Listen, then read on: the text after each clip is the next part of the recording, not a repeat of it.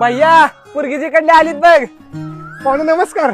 असं अचानकच जाऊन याचं म्हटलं मुलग्या तिकडे काय काय आहे बघून. अहो या की मग बसा. मुलाला शेती किती आहे? 4 एकर आहे की. अरे वा, मग तुमच्याकडे 4 चाकी असणारच. 4 चाकी. अहो आत्ताच बाया शेती बघत बघत जॉब करायला लागलाय. अहो पण आमच्या मुलगीची अपेक्षा लय आहे त्या.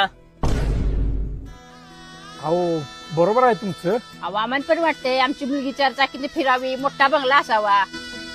माफ करा बरं का काका, पण तुमचं वय किती आहे हो? माझं 55 आहे की. 55.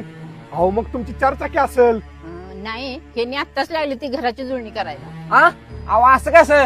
तुमच्या मुलगीला वाटत असेलच की बापाच्या 4 चाकीतनं फिरावं आणि बापाच्या मोठ्या बंगल्यात राहावं. अहो आता पोरींची लग्न आली ती, आता सेटल व्हायला लागलो या. अहो तीच काका, तुम्ही 55 वर्षापर्यंत कमवू शकाला नाही का नाही, तीच तुम्ही तुमच्या निम्म्या वयाच्या पोराकडं अपेक्षा करताय. चहा तर घ्याच, पण जाताना जेवण पण करून जावा.